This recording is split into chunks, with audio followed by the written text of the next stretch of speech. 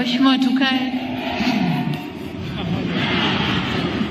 Asante Hamasa, asante sana. Mheshimiwa Dr. Mwigulu Lameck Nchemba, Waziri Mkuu wa Jamhuri ya Muungano wa Tanzania. Mheshimiwa Daniel Silo, Naibu Spika wa Jamhuri ya Muungano wa Tanzania, tambue uwepo wa viongozi kutoka muhimili wa mahakama, lakini pia uwepo wa dada yetu Mama Ana Makinda, Spika mstaafu wa Bunge la Jamhuri ya Muungano wa Tanzania. Mheshimiwa Julius Clement Sangu, Waziri wa Nchi, Ofisi ya Waziri Mkuu, Kazi, Ajira na Mahusiano. Waheshimiwa mawaziri na manaibu mawaziri mliopo, Balozi Dr. Moses Kusiluka, Katibu Mkuu Kiongozi, makatibu wakuu na naibu makatibu wakuu mliopo nasi kiongozwa na dada yenu Mary Maganga, Katibu Mkuu wa Kazi, Ajira na Mahusiano. Mheshimiwa Mkuu wa Mkoa wa Njombe Anthony Mtaka, Mheshimiwa Mwenyekiti wa Chama cha Mapinduzi Mkoa kakangu Deo Sanga, uongozi wa mkoa pamoja na wilaya wa Chama cha Mapinduzi, kinitambue uwepo wa viongozi wa vyama vya siasa mliopo nasi hapa. Waheshimiwa wabunge wa Kamati ya Ustawi na Maendeleo ya Jamii, lakini vile vile wabunge wa mkoa huu wa Njombe, ndugu katibu tawala wa mkoa pamoja na Kamati ya Ulinzi na Usalama ya mkoa, ndugu Tumaini Nyamhoka, rais mwenzangu lakini yeye ni wa shirikisho la vyama vya wafanyakazi Tanzania TUCTA, viongozi wote wa TUCTA pamoja na katibu mkuu wa shirikisho ndugu Heri Mkunda, ndugu Oscar Mgaya, mwenyekiti wa chama cha waajiri ATE, mkurugenzi mtendaji Bi Susan Duran, ndugu Caroline Mugala, mkurugenzi wa Shirika la Kazi Duniani, Ofisi ya Afrika Mashariki, waheshimiwa mabalozi na wakilishi wa mashirika ya kimataifa mliopo, viongozi wa shirikisho la vyama vya wafanyakazi TUCTA mliopo nasi, viongozi wa taasisi za umma na taasisi za sekta binafsi, waheshimiwa viongozi wetu wa dini, machifu na wazee wa mkoa wa Njombe, ndugu zangu wanahabari, ndugu wafanyakazi wenzangu wa sekta ya umma na sekta binafsi, pamoja na wananchi mliokusanyika hapa, ndugu wasanii pamoja na vikundi vya burudani, mabibi na mabwana, Jamhuri ya Muungano wa Tanzania, kazi na utu, mshikamano, solidarity. Awali ya yote niruhusu nami niungane na walionitangulia kumshukuru Mwenyezi Mungu mwingi wa rehema kutujalia afya njema na kutufikisha salama hapa Njombe. Tumekutana katika kilele cha maadhimisho ya siku ya wafanyakazi duniani. Kwa wafanyakazi wenzangu tuliosafiri kutoka maeneo mbalimbali ya nchi kuja mkoani hapa, niseme poleni na safari, na kwa wenyeji wetu mkoani Njombe tunasema asanteni sana kwa mapokezi mazuri mliotupatia. Ninafurahi kwamba mmejitokeza kwa wingi. Hongereni sana wana Njombe na wote wa nyanda za juu kusini kwa mwitikio huu mkubwa. Vile vile nitoe shukrani za dhati kwa uongozi wa shirikisho la vyama vya wafanyakazi TUCTA chini ya rais mwenzangu ndugu yetu Tumaini Nyamhoka kwa kuendelea kunipa heshima ya kushiriki na wafanyakazi wenzangu katika maadhimisho ya siku hii muhimu kwa wafanyakazi duniani. Heshima hii inadhihirisha ushirikiano mzuri uliopo baina ya serikali, vyama vya wafanyakazi na wafanyakazi wote katika kujenga nchi yetu pamoja na waajiri. Vile vile niwapongeze Chama cha Walimu Tanzania chini ya uongozi wa TUCTA kwa kuratibu vyema maandalizi ya shughuli hizi.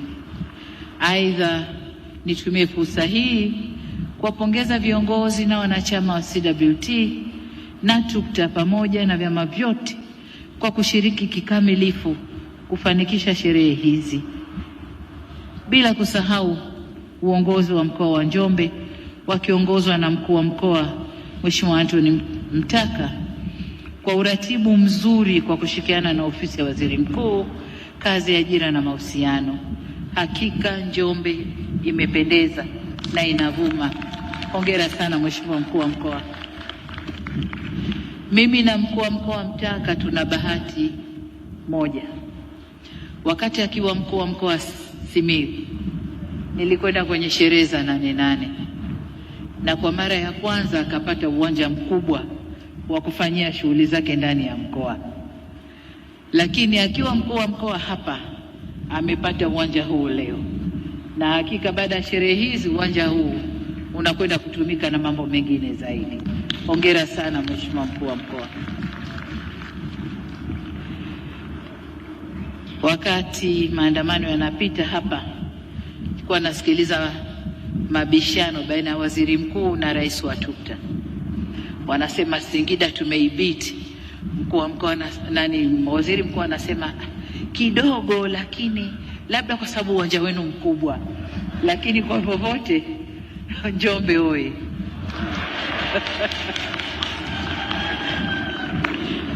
Ndugu zangu, nawapongeza pia wafanyakazi wote mliotunukiwa tuzo leo. Hongereni sana. Na kwa wale ambao hawakupata tuzo mwaka huu, seme kwamba tunatambua thamani ya mchango wenu kwa taifa. Pongezi na shukrani zangu kwenu wanahabari, wananchi, wasanii na vikundi mbalimbali vya burudani kwa ushiriki wenu mkubwa katika maadhimisho haya. Kwa kuwa ninazungumza nanyi kwa mara ya kwanza tangu kufanyika kwa uchaguzi mkuu wa mwaka 2025, nitumie fursa hii kuwashukuru sana wafanyakazi wote wa Tanzania kwa kushiriki kikamilifu katika uchaguzi mkuu na kukipa ushindi mkubwa Chama cha Mapinduzi ambacho kimeniweka mimi kuendelea kuwa kiongozi wa nchi hii. Ninawashukuru pia kwa kuendelea kudumisha amani, utulivu na mshikamano ndani ya nchi yetu. Ndugu viongozi, wafanyakazi na Watanzania wenzangu, nimefarijika kuona mmeamua kushabihisha maadhimisho ya siku hii ya wafanyakazi na dira yetu ya taifa ya maendeleo kwa kauli mbiu inayosema kazi zenye staha ni nguzo imara kwa maendeleo endelevu katika utekelezaji wa dira ya taifa 2050. Hii inaonyesha uelewa mzuri wa wafanyakazi kwa dira yetu ya maendeleo ya miaka 25 inayokuja. Kauli mbiu hii inaonyesha mwelekeo wetu sahihi tuliojiwekea katika dira yetu kama taifa katika kuyafikia malengo ya maendeleo kwa kutangaza heshima, utu na ustawi wa mfanyakazi. Kama tunavyofahamu, kazi ni zaidi ya kipato, kazi ni utu, kazi ni heshima. Kazi si msingi wa maisha ya mfanyakazi na familia pekee, bali kazi ni uhai wa taifa kwa ujumla. Ndio maana tunapozungumzia kazi zenye staha, tunazungumzia ajira yenye heshima, usalama, kipato cha haki na halali na mazingira yanayolinda utu wa mfanyakazi. Hapo ndipo inapodhihirishwa dhana yetu ya kazi na utu, tunasonga mbele.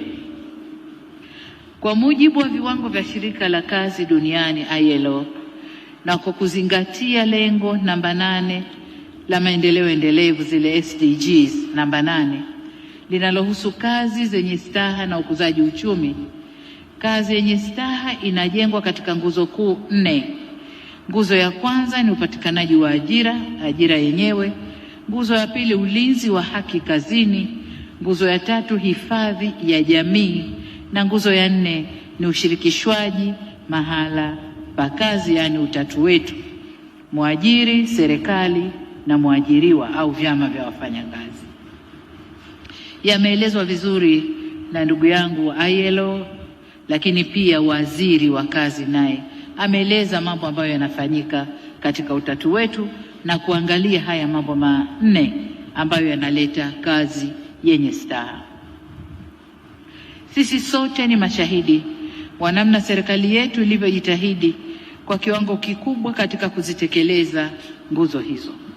Tunafanya haya tukiamini kwa maendeleo na ustawi wa taifa letu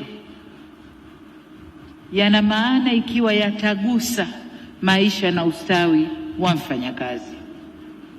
Ndugu viongozi na wafanyakazi, tunaanza utekelezaji wa dira yetu katika mwaka ujao wa fedha 26-27 na tumejiwekea malengo makubwa ya kuwa na uchumi wa dola za Marekani zifikazo trilioni 1 ifikapo mwaka 2050. Hii ina maana kwamba miaka 25 ijayo tukifika 2050, kwa wale watakaofika watashuhudia Tanzania ikiwa na uchumi mkubwa wa trilioni 1 dola, sio Tanzania shilingi. Haya ni malengo makubwa sana, lakini malengo haya ninakubaliana nanyi wafanyakazi kwamba wafanyakazi ambao ni nguvu kazi ya taifa letu, mnayo nafasi na wajibu mkubwa katika kufanikisha utekelezaji wa malengo haya. Malengo haya tunategemea nyinyi wafanyakazi kutoa mchango mkubwa katika kuyafikia. Hivyo niwahakikishie kwa serikali itaendelea kutambua na kuthamini mchango wa kundi hili kwa kuendelea kuboresha mazingira mazuri yenye staha kwa wafanyakazi wote wa sekta ya umma na sekta ya binafsi katika kutimiza safari hii ya maendeleo tunayokwenda kuianza mwezi Julai mwaka huu. Ndugu zangu, nimepokea kwa moyo wa shukrani pongezi zilizoelekezwa kwa serikali kutokana na mafanikio makubwa yaliyopatikana ambayo yanawagusa moja kwa moja wafanyakazi. Kimsingi niseme tu kwamba mafanikio hayo si jitihada za serikali peke yake, bali ni ushirikiano kati yetu wafanyakazi wa umma na sekta binafsi, waajiri na serikali. Bila ushirikiano huo, utayari na nguvu na jitihada zenu, tusingeweza kuyafikia mafanikio tunayoeleza leo hapa. Ni nguvu za wafanyakazi zimechangia katika mafanikio hayo. Hivyo basi, ninawashukuru sana kwa ushirikiano mnaotupatia wakati wote. Wafanyakazi oi! Aidha, naomba mniruhusu nitumie fursa hii kueleza kwa ufupi mambo makubwa tuliyofanya katika sekta ya kazi tunapoanza kipindi cha pili cha serikali ya awamu ya 6. Ndugu yangu Katibu Mkuu wa TUCTA ameeleza mambo mengi, lakini mengi ya yale tuliyafanya kipindi cha kwanza, then tukaenda kwenye uchaguzi, na sasa kuna mambo machache ambayo tumeyafanya ambayo pia ndugu Rais naye aliyagusia. La kwanza ni lile la ajira ndani ya sekta ya umma. Ajira 12,000 tayari zimeshatoka. Hizi ni kwa ujumla mbali ambazo zimetangazwa na watu wanaendelea kuomba. Huko mbele tutakuja kuwaambia ni ngapi. Aidha, serikali imeratibu upatikanaji wa fursa za ajira nje ya nchi kama alivyosema, na vijana wa Kitanzania 7,593 tumewapatia ajira nje ya nchi. Mipango ya kutafuta fursa zaidi za ajira nje ya nchi inaendelea ili kupunguza changamoto za ajira kwa vijana wetu. Katika hili nakubaliana na TUCTA kwamba tunahitaji kuwa na utaratibu wa wazi na usimamizi madhubuti wa Watanzania wanaokwenda kufanya kazi nje ili kuhakikisha haki na maslahi yao yanalindwa ipasavyo. Ninawashukuru TUCTA pia kwa kuanzisha kitengo maalum cha kushughulikia masuala haya. Na hapa nielekeze pia ofisi ya Waziri Mkuu, Kazi, Ajira na Mahusiano kuratibu na kusimamia kikamilifu swala hili kwa kushirikiana na Wizara ya Mambo ya Nje pamoja na balozi zetu. Kuratibu na kuharakisha. Najua kuna maombi mengi kutoka nchi za nje yanataka wafanyakazi, kwa hiyo mratibu na mharakishi vijana wetu wapate kazi nje, lakini msimamie maslahi yao. Jambo la pili ambalo serikali limefanya kama alivyosema Mheshimiwa Rais, kuongeza kima cha mshahara kwa sekta binafsi, na hapa nataka nishukuru sekta binafsi kwamba 80% ya waajiri wa sekta binafsi wameanza kulipa viwango hivyo, na bado tunaendelea kuzungumza na 20% iliyobaki ili nao walipe kima hicho cha chini cha mshahara. Nawapongeza kwa hatua hiyo, kwani huo ndio mwelekeo tunaotaka, ili dhana ya kazi yenye staha isibaki kuwa nadharia, bali iguse maisha ya mfanyakazi kwa vitendo. Kwa waajiri ambao bado hawajaanza kulipa viwango hivyo, naomba mfanye hivyo, na namuona Rais wa ATE hapa pamoja na viongozi wengine.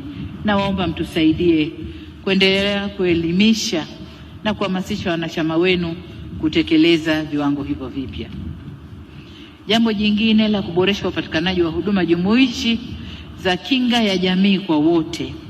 Serikali imezindua programu ya nchi ya kazi za staha itakayotekelezwa kwa kipindi cha miaka 5 hadi mwaka 2030. Programu hii ina lengo la kuhakikisha Watanzania wapatao ajira zenye staha wanapata ajira zenye staha zinazozingatia haki, usalama, kipato, ulinzi wa kijamii na fursa sawa kwa wote. Aidha, serikali imezindua hifadhi scheme ili kuhakikisha wananchi waliojiajiri au walio katika sekta isiyo rasmi wanajumuishwa katika mfumo wa hifadhi ya jamii.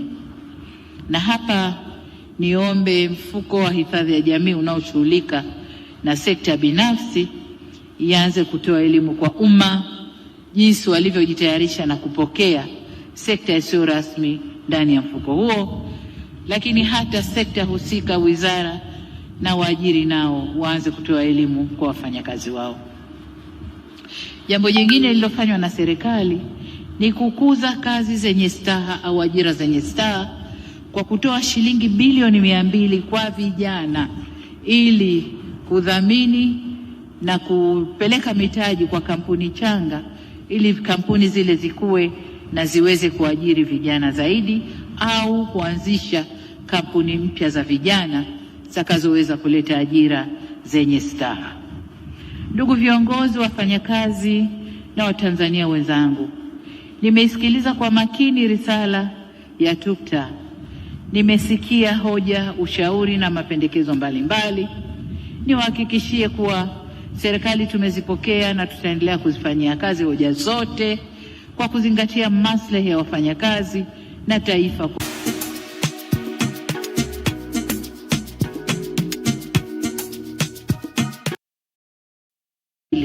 Mmeisemea serikali kisawasawa.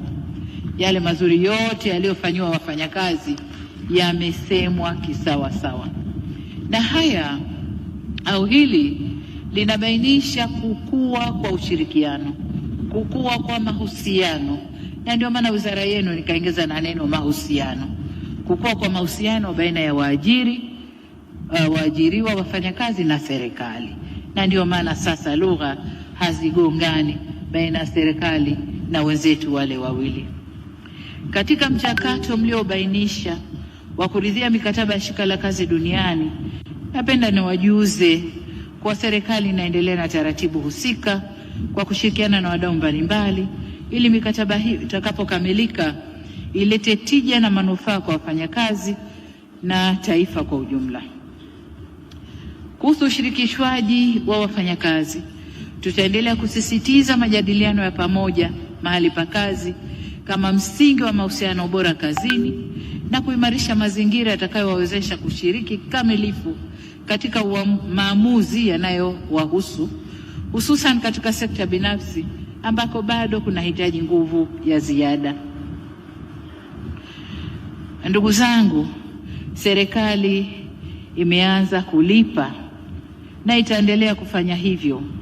Imeanza kulipa malimbikizo ya madeni ya hifadhi ya jamii, posho za likizo na uhamisho, pamoja na malimbikizo ya mishahara. Tumeanza kulipa na tutaendelea kufanya hivyo kulingana na tathmini inavyoendelea. Hatuletewi tu madai tukalipa hapo hapo. Lazima tutathmini, na yale yanayothibiti kwamba ni madai halali tumeanza kulipa na tutaendelea kulipa. Hoja nyingine zote, ndugu zangu wa TUCTA, tumezipokea na ninaelekeza ofisi ya Waziri Mkuu, Kazi, Ajira na mahusiano kwa kushirikiana na TUCTA na ATE na wadau wengine kuzifanyia kazi na kuzipatia ufumbuzi, sababu lazima tuzifanyie kazi kwa pamoja, sio serikali peke yetu. Na ni imani yangu kuwa panapo mazungumzo haliharibiki jambo. Kwa waziri, vuta wenzio mzungumze, zifanyeni kazi hoja hizi moja baada ya nyingine ili mzimalize na tuende. Najua kwenye wengi, kwenye kazi, kwenye mahusiano, hoja zinaibuka tu.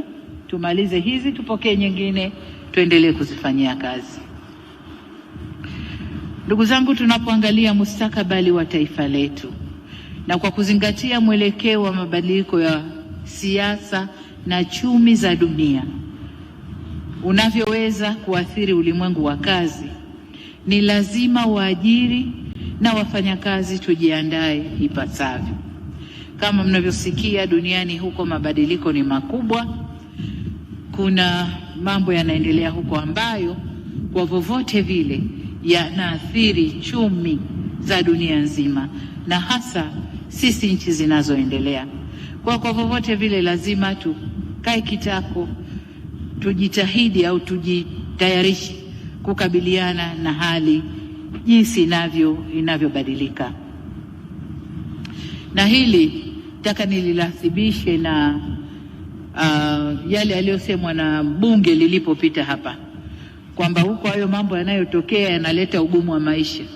Serikali ina mpango gani? Nataka niseme kwamba ule ugumu unaanza serikalini kwanza, alafu ndio unakwenda kwa wengine.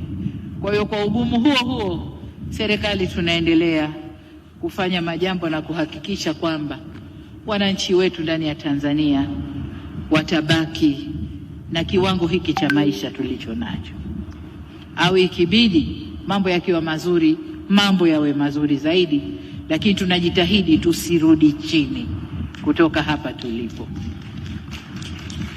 Kwa upande mwingine, maendeleo ya kiteknolojia na mifumo ya uzalishaji vinaendelea kubadilika na ajira zijazo zinahitaji ujuzi, maarifa na teknolojia mpya. Hivyo basi, serikali na sekta binafsi tuna wajibu wa kuwekeza kwa makusudi katika elimu, maarifa na ujuzi kwa nguvu kazi yetu ili iweze kuhimili na kumudu ushindani wa soko la ajira la sasa na la baadaye. Sisi serikali tutaendelea kuimarisha mikakati ya kurasimisha sekta isiyo rasmi ambayo inaajiri mamilioni ya Watanzania, sambamba na kuimarisha mawasiliano na ushirikishwaji wa makundi hayo katika masuala ya kazi na maendeleo ya taifa. Ndugu zangu, ninapoelekea kuhitimisha, niendelee kusisitiza wajibu wetu katika ujenzi wa nchi yetu. Sote kwa pamoja hatuna budi kushirikiana, kuaminiana na kutanguliza maslahi ya taifa letu. Ninawahimiza tuendelee kufanya kazi kwa bidii, kwa uadilifu na kwa weledi ili kujenga uchumi imara na ustawi wa jamii. Serikali itaendelea kuboresha mazingira ya kazi na maslahi ya watumishi kwa kadri uchumi utakavyoruhusu. Tutaendelea kuchukua hatua zaidi za kuimarisha ustawi wa wafanyakazi, na kwa hivyo ndugu zangu, chapeni kazi. Serikali ipo, inawasikiliza na inawathamini. Kazi na utu. Ndugu wafanyakazi, kama isemavyo kauli mbiu yetu, kazi haiwezi kuwa na staha bila amani, na hakuna ustawi wa mfanyakazi bila utulivu wa taifa. Sasa ni wajibu wetu kuhakikisha kwamba tofauti zetu hazigeuki kwa sababu ya kuhatarisha misingi ya amani, umoja na mshikamano tulioachiwa na waasisi wetu. Tushikamaneni, tufanye kazi, tujenge taifa letu na tujenge heshima ya nchi yetu. Kwa ndugu zangu wa Njombe, mmemsikia mkuu wa mkoa. Ujaji wangu leo alipanga mambo mengi niyafanye ndani ya leo, na ingewezekana nibaki mpaka kesho, lakini kuna majukumu ya kitaifa mengine yananihitaji, nabidi leo nirudi tena Dar es Salaam, lakini niwaahidi kwamba nitakuja kwa ziara rasmi. Nitakuja kwa ziara rasmi ili nione yale yote mkuu wa mkoa ambayo ameyasema, na ikibidi tupokee mapya ya kwenda kuyafanyia kazi ili Njombe ipae kwa maendeleo. Njombe oye! Na mwisho kabisa, ninawashukuru wafanyakazi wote kwa kuthamini jitihada zilizofanywa na zinazoendelea kufanywa na serikali katika kuboresha maslahi yenu au maslahi ya wafanyakazi katika sekta ya umma na katika sekta binafsi. Kama alivyosema Rais wa TUCTA kwamba mwaka huu katika kikao chetu hawakuja na madai mapya, na hawakuja na madai mapya, wao wenyewe walikuja na kauli ya kunipa pole kwamba tumetoka kwenye uchaguzi na uchaguzi ule tumeugharamia wenyewe wa Tanzania. Kwa hiyo tumetumia kiasi kikubwa cha fedha ambazo tulikuwa tukikusanya huko nyuma. Lakini pia kama nilivyosema, kuna mabadiliko ya kisiasa na chumi za dunia ambayo yanaathiri pia uchumi wetu. Kwa nako huko tumeathirika kidogo, tunaendelea kujipanga. Lakini vile vile kwa bahati mbaya tumepata uharibifu wa mali zilizoharibika wakati wa vurugu Oktoba 25, lakini uharibifu wa miundombinu inayotokana na mvua kuwa kubwa ndani ya nchi yetu. Kwa hiyo fedha tunayoikusanya tunaelekeza kwenye urekebu au kurekebisha miundombinu iliyoharibika. Lakini vile vile kulipa madeni, tumesema tulipe kwanza madeni ya wafanyakazi, madeni ya wakandarasi, ili tunapoanza utekelezaji wa dira mpya tuanze tukiwa na mwelekeo mzuri unaoeleweka. Kwa maana hiyo ndio sababu TUCTA mwaka huu wamesema, Mheshimiwa, wewe chapa kazi tu. Mwaka huu tutafunga mkanda, tutakuja kukudai mwakani. Na mimi nikawaambia mwakani, ikiwa tutachapa kazi na uchumi utakuwa kwa kiwango kinachoridhisha, tutakuja kuangaliana mwakani. TUCTA oye! Wafanyakazi safi! Ndugu zangu, nataka niwahakikishie kwamba pamoja na changamoto zilizopo, kama nilivyosema, kadri uchumi wetu utakavyoendelea kuimarika, basi tutaendelea kuboresha maslahi ya wafanyakazi wetu. Nachowaomba tuendelee tena kuchapa kazi kwa bidii, weledi na uzalendo wa hali ya juu. Kwa kufanya hivyo, tutaendelea kukuza uchumi wa nchi yetu na kugawana vizuri ile keki ya taifa kama matunda na juhudi ya jasho letu. Baada ya kusema hayo, sasa nishukuru sana mkuu wa mkoa na wananjombe wote kwa zawadi mlionipa mimi na ujumbe wangu uliofuatana nao. Ukiacha mawaziri wao sio ujumbe wangu, lakini na ujumbe wangu niliofuatana nao. Kwa tunashukuru kwa zawadi, tunashukuru sana. Lakini maziwa haya, ujue, napokuwa na baraza la mawaziri pale Ikulu, wanapikiwa chai ya maziwa hawa. Kwa hiyo ng'ombe hawa wanakwenda kuchangia huko kwenye kuwapikia mawaziri chai ya maziwa. Nawashukuru sana wananjombe.